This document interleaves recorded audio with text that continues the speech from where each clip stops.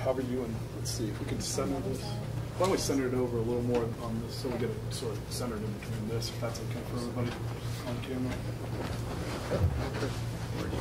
I'll be by on my end, you'll be on yours. Sounds great.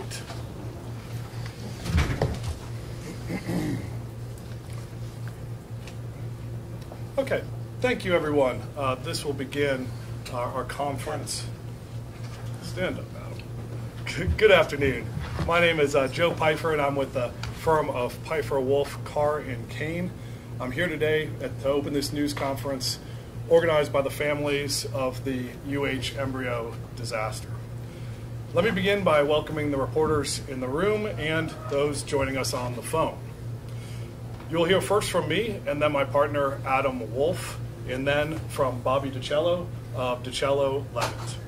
And then you will hear from two University Hospital victim families, Joe and Kim Bukar of Geauga County, and Matt and Emily Pettit.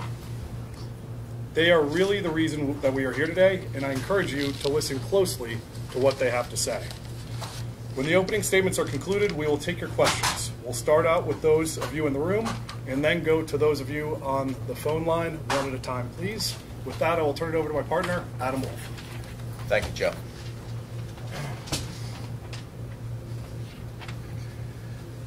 Today, the law firms of Pfeiffer Wolf, Carr and Kane, and DiCello Levitt filed numerous lawsuits in federal court and in Geauga County against the university hospitals and Data Loggers, a company that was supposed to monitor the alarm systems associated with the tanks at university hospitals.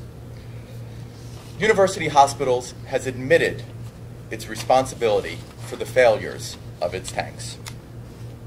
That failure, it has said, should not have happened. The loss suffered by our clients is devastating. University Hospitals has admitted that it cannot give back what was taken away.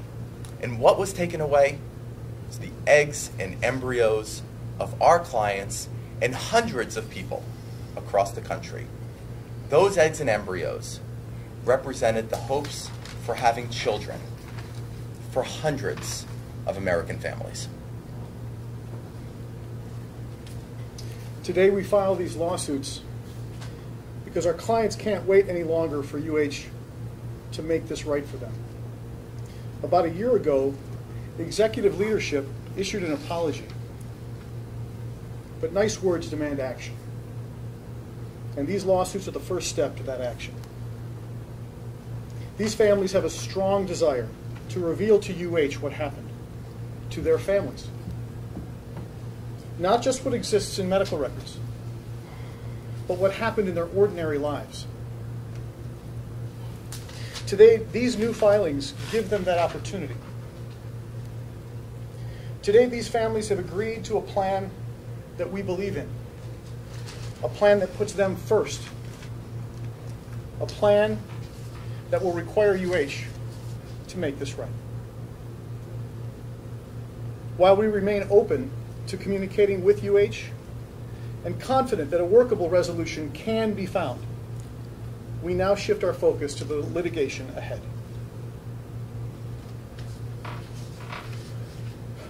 Everyone who has lost embryos and who has not decided to take legal action should keep in mind that waiting doesn't work. Don't blow this off.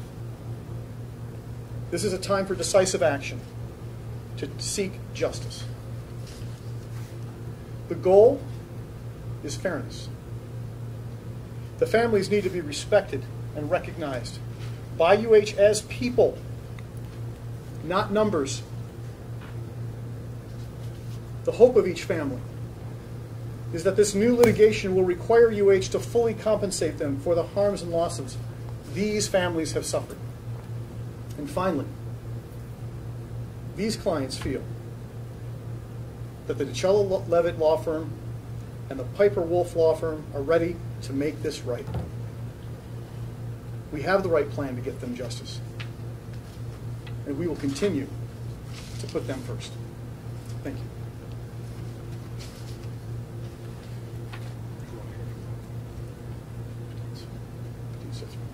So first we will hear from the Petites in their opening statement. When all of this happened just about a year ago, Sorry.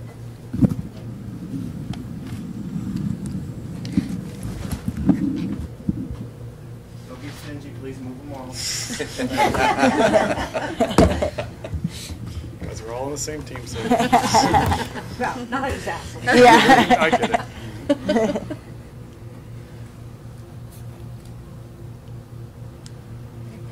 When all of this happened just about a year ago, it was the most devastating loss that we have ever felt. It was a loss that was felt throughout our entire family, not just by Matt and I. It went to our son, who will never have a sibling, our parents, who will never be grandparents again, our siblings, who will never have the chance to be aunt and uncles again. But when everything happened, we thought, okay, we've hit rock bottom.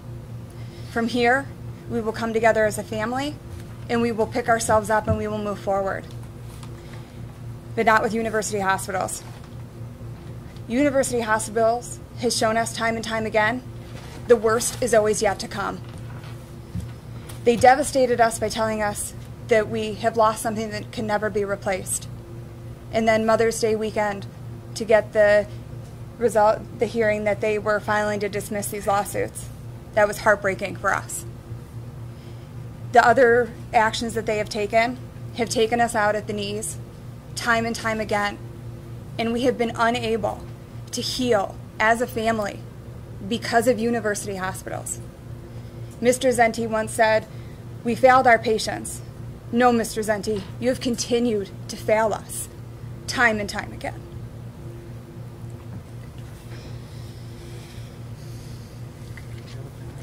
Sure. For the Matt, did you have anything to add? Or okay. Kim or Joe, would you like to go ahead? Let's move the mics again. Yeah, let's move the mics in for everyone so they can hear. I'll help you.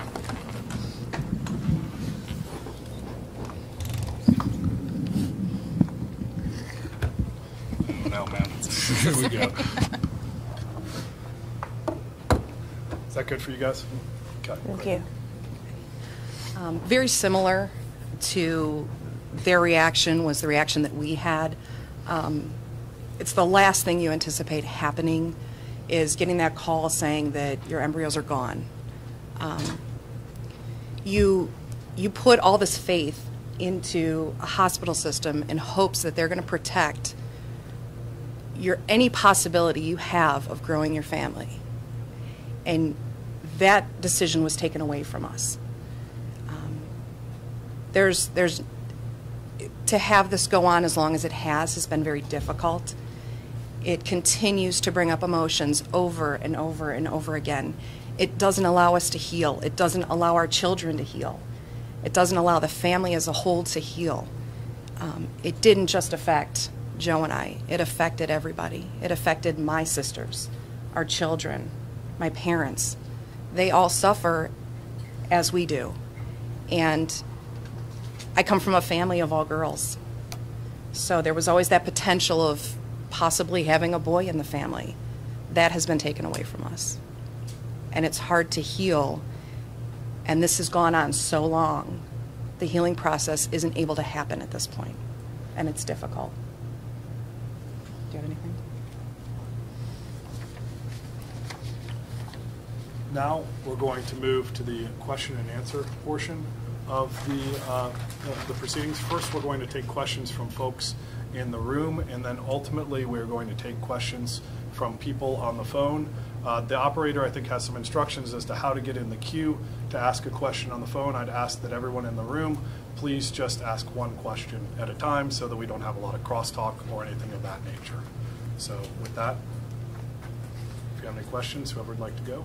What you all tell us, this has been difficult and destroy your hopes. Can you tell us why you put your eggs on hold? Our son is 3. So when we first went through IVF and we knew that we had embryos to put into storage, we didn't feel we had to rush things. We felt that we could enjoy Mason's first year. We could enjoy life with our son, and we could make our timetable for expanding our family.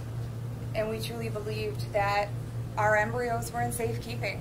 We were never given 1 ounce to feel that they weren't safe. That's the one thing that the fertility treatment takes.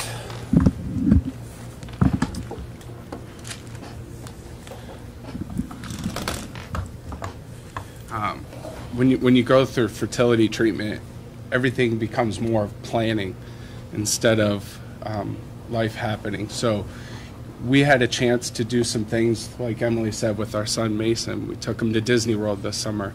We did some things before we were ready to grow our family some more, and we had a plan. We just thought that everything was safe. And Emily, same question to you. And Kim. Kim, I'm so sorry. Yep, Kim and Joe. When this all happened, our daughter at that point was 1.5 years. We have a gap in ages between our first one, and we hadn't made the final decision. We assumed that those embryos were safe. You know, it's a large hospital system. You entrust them with that potential, and that they're going to keep those embryos safe for when we're ready to have another child. Why did you all decide to file now? I'm sorry. Because this happened, earlier last year.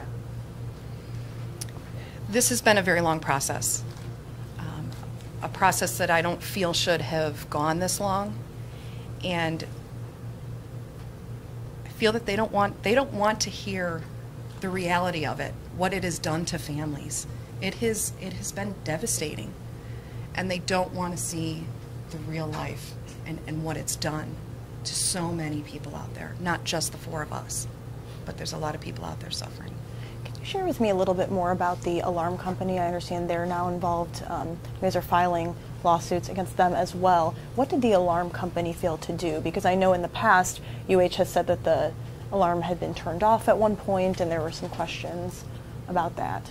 Correct. What we know from the public record is that Data Loggers is the company that was supposed to monitor the remote alarm. Just like in your house, let's say, there's an alarm that when it goes off, you hear it inside the house. And then there's a remote alarm in case you're not there. So there's an extra layer of protection. Here, what we know is that the alarm had been turned off. And moreover, what we know from the public record is that university hospitals hadn't even tested that alarm in a period of approximately 1 year before this incident. So what is the standard procedure to dealing with this kind of a freezer? What's the I'm not familiar with the regular procedures are. Is it required to be tested? We expect that the litigation that we're going to be following through here on will get those answers. Fact-specific questions relating to the details of this specific litigation haven't been forthcoming because we've just filed a lawsuit. So we're waiting to get to the bottom of that. It sounds like you filed other lawsuits. You've been on the prosecution side of other cases similar to this one. So in those cases, can you explain what procedures are acceptable in a situation like We this? are not going to be commenting at all about anything happening in any other venues or jurisdictions. I just, from your knowledge, it sounds like this is one of your specialties. Any knowledge that we have will be shared with our clients and we'll use in the litigation going forward, keeping in line with what the courts have already stated. I will say one other thing, which is that IVF centers, university hospitals included, advertises that they can secure people's eggs and embryos. That obviously didn't happen here, and UH admitted that it failed to ensure that it was properly secured. And you said UH hadn't tested the alarm in a year since the incident, or you're saying before? For 1 year prior to the incident. Okay. So these 2 cases separate, one in Right. federal and one in Geauga County Common Pleas? We filed in 2 different locations. The reason for filing in federal court is we have plaintiffs that are living in different states. And the law makes clear what the options are in those situations and what the best way to handle that is. Beyond that, I won't comment because there's some strategy involved as well. But for the state cases, the state case filed in Geauga County, we know that Data Loggers resides there. And so we filed in that county as well. Can you tell us how many families you filed lawsuits on behalf of? Well, the exact number is in the tens, put it that way. I haven't counted them recently. I know the addition of these particular lawsuits goes to the hundreds that are currently pending. Why in Geauga and not, with the rest of the cases in Cuyahoga? We are not going to be making any comments today in any way, shape, or form about Cuyahoga County. As you may know, we're under a gag order. Obviously, So, go ahead, hon. obviously your embryos got destroyed. What else was it that you said upset you most about how UH handled your situation? It's just the continued betrayal. I feel that they have stonewalled us, and they have it's been a constant betrayal. I think that's the best way that I can put it. We entrusted them with the most important, precious part of our lives. As parents, the most precious part of our lives is our children. Mason is the center of our world. And for us, those embryos that we were storing there were just as precious. And they betrayed that trust. So what would you like to see happen? They need to be held accountable. They definitely need to be held accountable so this does not happen again. So lives aren't just devastated the way they've been. And if this helps to make that happen, then that's what I hope for it.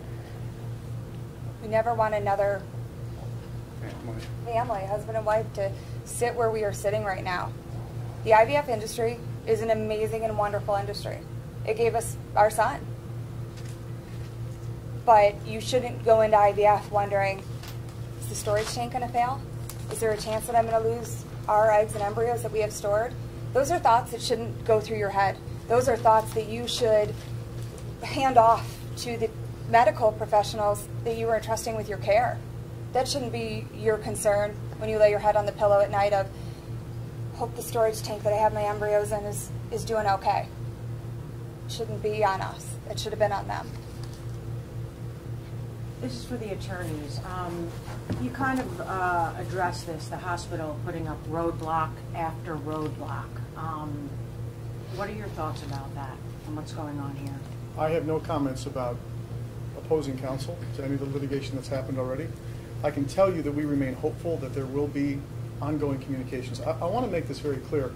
There are good men and women at UH that are working right now as we speak, that are doing good work helping people.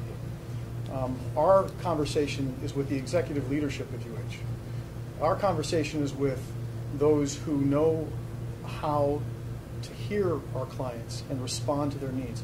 And I'm going to just say what was said on the public record. There was an apology made, and now it's time for action. How is it you're speaking today, given the gag order?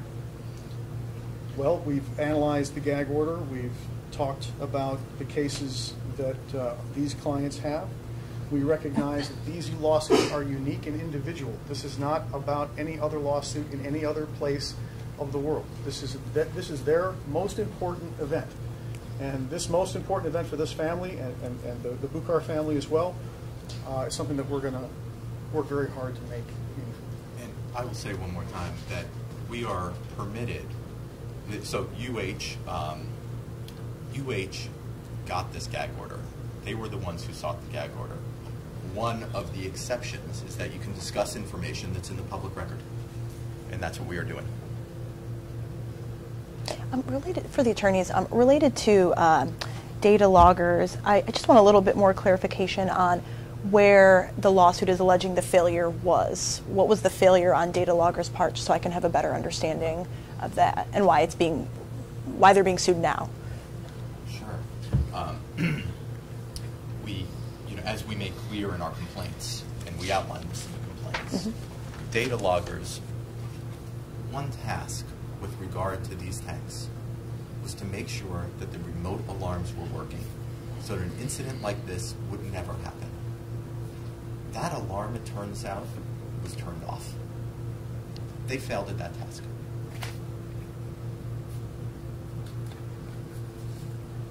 For people that haven't gone through the process of IVF like you have, is there any hopes that you might be able to go through the process process again? Taking into account everything that we have been through in the last year, to even put that thought on the table for us, it's a really hard question, and it's really difficult. For someone who hasn't gone through it, some people may wonder, well, is there an opportunity that we might be able to do this in the future? For other people, I would recommend it. It's an amazing process. It's amazing how life can come from it. It really is. But like Emily said, it's difficult, and so many people don't know what you go through, that process. It is not an easy process.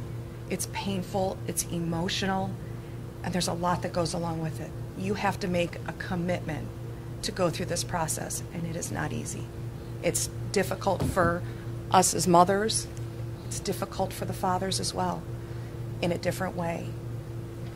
But I would recommend it to anybody because it's a miracle. It is. Don't lose hope in the industry, but hold the hospitals accountable and make sure that they are doing their jobs. It's not the field of IVF that failed us. Our issues aren't with the IVF procedure. Our issue is with the way university hospitals chose to conduct themselves. I would recommend, and anyone that has come to us, friends, family, seeking advice, struggling to conceive, we've been a resource to them. I would recommend it to anyone.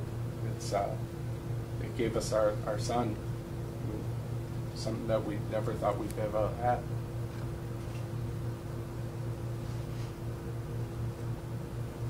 So both of your children were conceived from IVF? One was. The other one. You have two? We have two. 2 girls. 2 girls. The first one, we did have to go through fertility, but it was through another procedure. But our second one, we had to go through IVF. And our son was conceived through IVF, yes. And it's not an easy process to go through, right? There's a lot that goes. It's not just a matter of going and getting more eggs. I mean, as Kim's husband, I can't ask her to go through that process again because the amount of chemicals and things that go on to make this possible, and when you think it's already been handled and been done, to ask us to do it again because of a mistake like this, I can't ask her to do that again. From a mother's standpoint, yes, it's emotional. There's a financial aspect to it, but you're giving yourself shots, multiple shots a day, twice a day.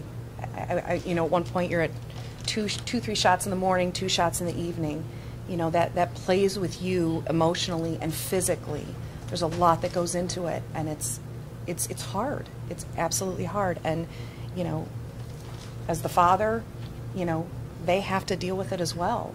It's being there for the wife that is going through all of this. And when it comes down to it, we did this once. We had 4 embryos stored with university hospitals. It shouldn't be a question of, will I go through it again or can I go through it again? We shouldn't have to go through it again. We should not have to. You broke our trust and destroyed something that was so precious to us. We could go through it 50 times. You will never give us back what we lost. Never. The decision that was there was taken away. Stolen. And for us, we had 10 embryos in storage, and it's just not, I can't comprehend how you don't take actions to safeguard losing them all at once. It just doesn't make any sense. Bobby and Adam, I thought we had been led to believe by UH that they were responsible for monitoring and checking the alarms, and that they manually turned off the alarms. Was Data Loggers like a contractor who was working for UH, or how? I don't understand the connection. So the precise nature of that relationship will be found out through the litigation as we go forward. I don't have any details to answer that very detailed question, but I can tell you that what we're very hopeful about, that which is in the record, I'll have my partner here address, but what we want to do is make sure that we understand the nuances of how that happened. I can tell you this, so far the answers have been incomplete at best.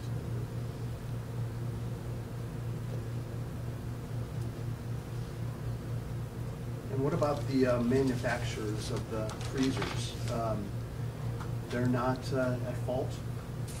Adam? Because they were, they weren't working right. That's why they were manually, pouring the liquids into them, and they shouldn't have been doing that. But there were problems with the freezers also. Are they not going to be a defendant in this case?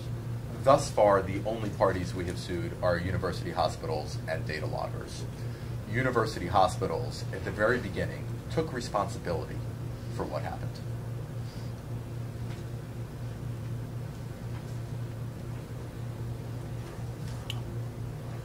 Maybe go to the phone questions, if we can come back in the room if there's any follow-ons. Operator, do you want to instruct everyone on the phone, if you have not already, as to how to ask a question? Sure. For our parties on the phone, if you would like to ask a question, you may press star then 1 on your telephone keypad. If you would like to remove yourself from the queue, you may do so by pressing star then 2. Again, it is star 1 if you would like to ask a question. And we'll pause a moment to gather questions from the telephone audience.